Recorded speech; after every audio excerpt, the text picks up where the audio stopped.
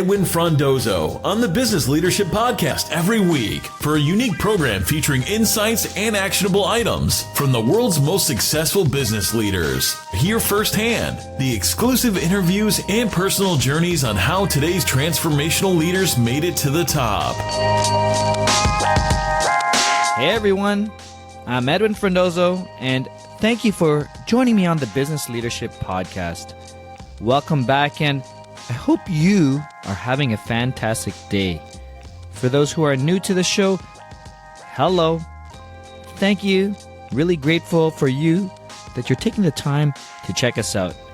Today, this is episode number 49, and I'm really excited to share the conversation I had with Ben Baldwin. Ben is the co-founder of ScaleDriver, an innovation building system for Fortune 500s, and of the Founder City Project, a peer community of 500 plus founders and teams trained to support each other, solve problems, and attract talent. Being a thought leader in business and entrepreneurship, Ben has been profiled in the Wall Street Journal, Fortune, Inc. magazine, and in Toronto Life as one of Toronto's 20 most brilliant tech innovators. In our conversation, we talk about being useful, always learning, and living with a regret minimization framework. Today's episode was sponsored by Slingshot VoIP, a leader in business voice AI technologies that help companies understand what the customers are saying when they're calling in. And as always, sending love to my media partners, IT World Canada. Here we go. Hey Ben, welcome to the Business Leadership Podcast. Awesome. Thanks, Edwin. Great to be here. If you could just introduce yourself to the listeners out there, tell them a little bit about yourself and perhaps who you are when you're not growing and leading businesses. I wish there was more at the moment, more balance. So who I am outside of that. So I'm Ben Baldwin. I have two daughters. One is 4.5 years old, actually 4 3/4. She would correct me every time. I love that. Yeah, totally. The other is 1.5. One dog who's 5 years old, and one wife. I won't give you her age. And that's my package. And I started with my family because, to your point, I probably work too hard. I've started 4 companies, but I wonder often why I keep punishing myself like that. And I realize that it's because I love learning. And in particular, I love learning about people because I'd probably say I didn't inherently understand people, throughout life. I've been a bad judge of people at some point. So people really fascinate me, and it's always relevant to whatever you do. So with my daughters, I love learning, in particular, my elder daughter. I love learning how she learns. And with my wife, I love learning, from a completely honest, different perspective, a lot of very frank things about myself.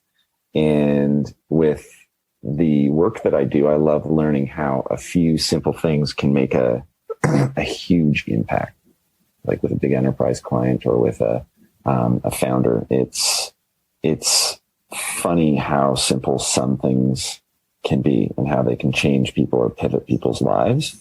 So I've become kind of fascinated with that, how little things can make big impacts in people's lives. You mentioned the companies or the projects that you're working on. It was the Founder City Project, ScaleDriver. I'd love for you to share with us those projects, what your current role is, and perhaps what you're trying to accomplish over the next 12 months. Yeah. So my role.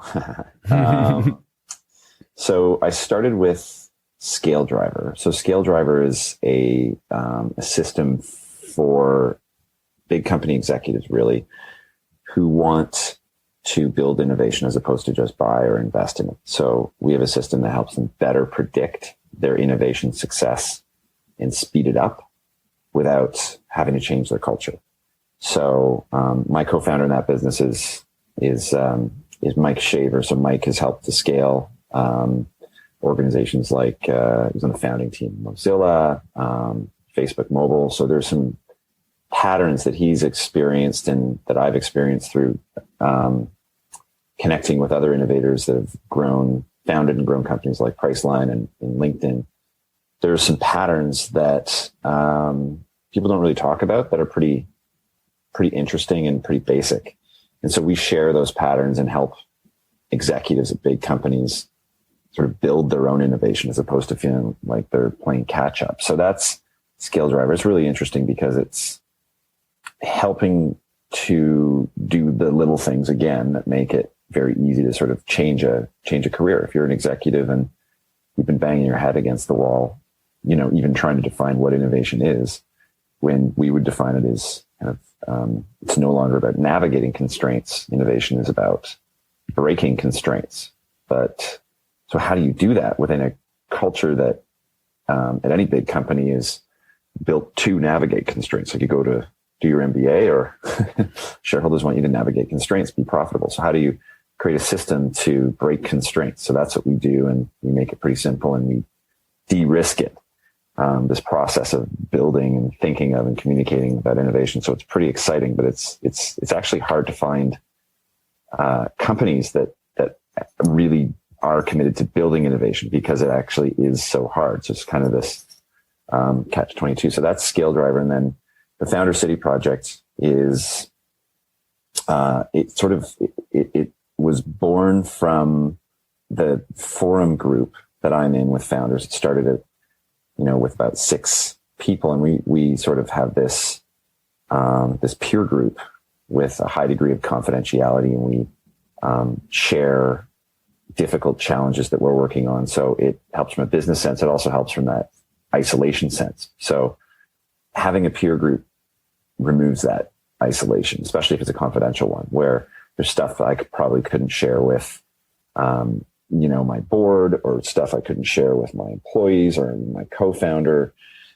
Who do I talk to? Do you live with it and just sort of lose sleep? So that's where peer group's really important. And then, from a business perspective, I think peers are forgotten because, they're ill-defined. So there's lots of training around how to sell or pitch, in an upward direction, and then how to manage in kind of a downward direction with employees, like how to be a better manager. But the most influential relationships, like not just socially, but at work, like peers are more influential than bosses, but there's really no program that helps you, that trains you on how to do that properly. So I kind of stumbled upon that. And so we started with founders. We've grown in the last, just under 2 years, from like 6 founders to it's almost 700 founders. If you can believe it. It's pretty crazy, into employees. And it's really strengthening those peer relationships, because there's a different level of accountability to your peers. There is your peers can help you solve problems. They can help you feel less isolation.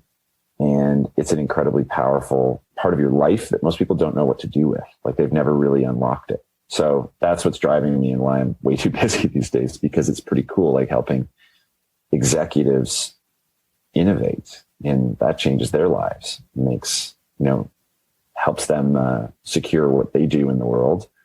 And some of them are really worried.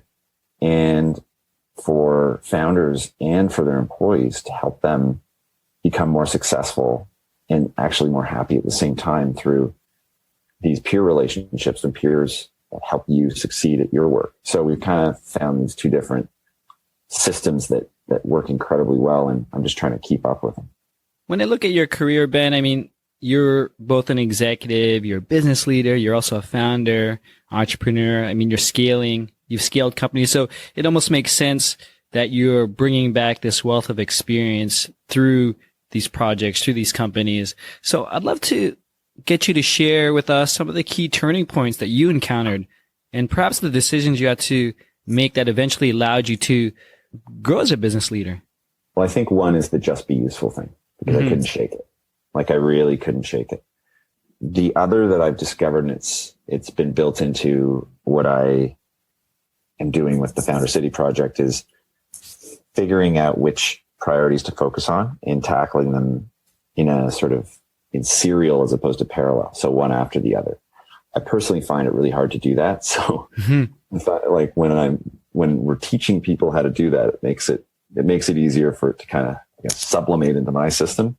But I've found that the most effective growth-oriented people are able to isolate what the real problem is. Like Elon Musk will call it like first principles or whatever it may be, but isolating really what you should be working on and then tackling that and having real focus on that. I don't know if you've reached out to certain people you know are super productive. They call it like saying no to stuff or being really focused.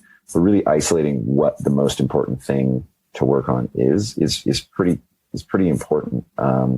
So that's been I wouldn't say necessarily a turning point, but I've realized that that's pretty key. And then it's just, I don't know, I think just be useful was really helpful. But I think that outside of work, just in life, I think of myself as, 60 looking back. And it's really funny. I just watched an interview with Jeff Bezos. Ray Dalio sort of thinks this way too. They look at their life backward. Jeff calls it this regret minimization framework, I think. But I think exactly the same way. I think like, what do I regret? I mean, what would I regret if I were 60 looking back on my life? Like, what do I wish I could do? And it's harder to do. I mean, it's easier to talk about than actually do, but that framework has been really helpful for me. And that's why, just be useful fits in there so well. Like, I mean, if I'm in touch with, like, you think about the power of those two things. If I'm in touch with, it's growing, but let's just say it's 500, 700 founders. It's bizarre that I actually have so many conversations with these awesome people who are making stuff and don't have any time, right? Mm-hmm. It's valuable to me from two perspectives. First, being useful to people who I really care about. And the second piece is like, if I look back at life, like who do I find the most interesting? Like if I made a relationship with someone, which relationships interest me the most and do I want to sort of get into a little bit more? And that's these founders or these innovators. If you're at a big company, you exhibit a lot of, and you're an actual innovator in a big company, you exhibit a lot of the same traits that these founders do. So getting into the creator's mind is really important to me rather than being the creator myself, because I have a problem with like, as soon as something works, I'll take it apart and rebuild it. So I've learned that, if I look back, what do I like doing the most and actually doing it is working with people who are innovating big companies or innovating for their life, literally in, their own organization as a founder or as employees within these organizations. That's what I think about with that framework. Those two pieces are the most important. I'd like to change gears a bit, Ben. Really want to just dig deep because I know you've scaled, looking at your past, you've scaled companies, a number of them. And I wanted to talk about a time at ClearFit when you did a raise about $7 million. You're part of a raise there, Series A. But I understand there were actually some challenges specifically around your workforce, as I think it tripled at the time. And can you share with us how you're able to overcome this phase? For sure. It's really hard. Like you get a big check and people expect you to spend money. Yeah. What do you spend it on? Do you spend it on marketing? Do you spend it on, you have to spend some of it on people. And then your board who just gave you this money, your new board, they want you to spend it because they gave it to you for a particular purpose. And sometimes as you start spending it, you realize, we should have done something differently. So I think one of the hardest things to figure out is, and I mentioned it earlier, is like what it is that you're focusing on. Mm-hmm. So as a leader, what do you do first? Like, what's your job? Like, what are you responsible for?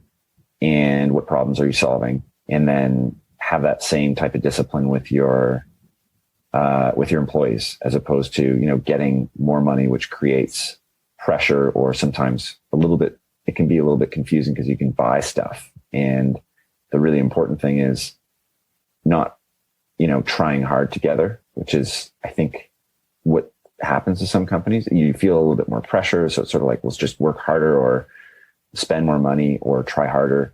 It's like, what are the discipline to do the right things in the right order?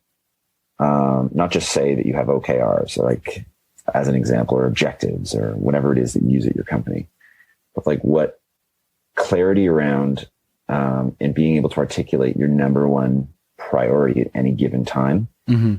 That would have helped us a lot. So for each person, like for each person being able to work with their manager and figure out what it is specifically that they're working on, because I think that we overlapped a lot and we're all trying to sell stuff through the internet. Right? So like, what are you being hired to do? What's, how are we all working together? But like, what are you doing? And how does your contribution, how do you articulate what you're able to contribute so that you can go and accomplish it and move on to your next thing? Like spending time thinking about that as opposed to doing it like 80% preparation, that we could have done a lot better. So do you think that it came with the pressure with the money, that you had to speed up things and make quick decisions without the lack of planning? And we didn't have an org chart. Okay. There are a whole bunch of different things. It's like, here's some money. And then you go like, woohoo. And then you realize, oh, we got a lot of stuff that we need to do. And then, board meetings, and you don't realize that like a lot of companies, successful ones that are working with these, more structured boards, they spend like 20% of their time working with their boards. Your job changes as a leader. Mm-hmm. They don't realize that when you take money, it's not just like, you become your job changes. So managing that properly, that we could have done better. I'd love to get maybe some final thoughts, observations, and ideally what we want to share on the podcast is actionable recommendations for any growing business leaders who are listening out there today. I would say, so if you are someone who wants to build innovation as opposed to buy it or invest in it, what would I say to you? Mm-hmm. I would say that there is a way to, I don't think people solve the right problems. Okay. So what I would say is, some people call it first principles, easier said than done, like find out what you want to solve. Elon Musk is very good at just solving the right problem. I think what a lot of leaders are doing right now is they're solving symptoms. And as soon as you start solving the symptom, then you have this committal of time, sunk time, and it becomes really hard to get out of that cycle. So I would say that when you're engaging initially with a challenge, or when you're engaging with a consultant or anybody, I think it's really important to be able to, properly ask the question why without being worried about the answer. Like what drives what is really important, because there's a lot of treating of symptoms and the whole world is changing very, very quickly. Like, what do I teach my kids in school? Right? Like, do you go do an MBA? Do I start a company, or do I lead a division? Do I become the CEO of this company? Do we launch this new division? All of this stuff could be driven by you taking a couple steps back. But what happens with business leaders is usually too late. We usually either raise the money or they've got the CEO job. So what I like to do is work with leaders who have the ability to actually commit to like doing something different. They don't have to be good at changing behavior. That's what we work with them on. It's not complicated, but it's hard to build stuff. But you have to do it differently. I think that's what I see is people trying to do the same thing over and over again and expect a different result. But Ben, to close, can you please tell us where we could find more information about you? The Founders Institute, ScaleDriver, or anything else you'd love to share with the listeners today? Sure. Well, the easiest place to find information on, if you're an executive who wants to build innovation as opposed to just buy or invest in it, that's ScaleDriver. That's ScaleDriver.com, like ScaleDriver.com. And then the Founder City Project is for founders and employees who want to become better at scaling and growing, make fewer mistakes, kind of fill that gap of that peer gap, that become part of this community where people are going to actually help you. So that's the foundercityproject.com. So foundercityproject.com. And either that or just ask anyone in Toronto what's Ben's email address, and I bet you'll have pretty good luck, pretty good odds of like someone knowing me or knowing what's going on, how to get in touch with me. Oh, that's great, Ben. Thank you again for your time. And we'll be sure to post the links up on the episode webpage. But again, I appreciate your time for joining us on the Business Leadership Podcast. Thanks, Edwin. This is great. And congratulations on all your success. That's it, folks. Thank you for joining us on the Business Leadership Podcast, episode number 49 with Ben Baldwin. If you want to learn more about Ben, ScaleDriver, the Founder Cities Project, or anything else we discussed, please head over to thebusinessleadership.com/049. Thank you to Slingshot VoIP, leaders in business voice AI technologies, for the support of this episode. If you haven't done so yet, please subscribe to our monthly newsletter to find out about recent guests, events that are coming, and also special to the newsletter, who's coming up, and any other special offers that are provided by our guests and our sponsors. Go to businessleadership.com/newsletter. Thank you again for your time, and until next time, Edwin signing off. Thank you for listening to the Business Leadership Podcast at thebusinessleadership.com.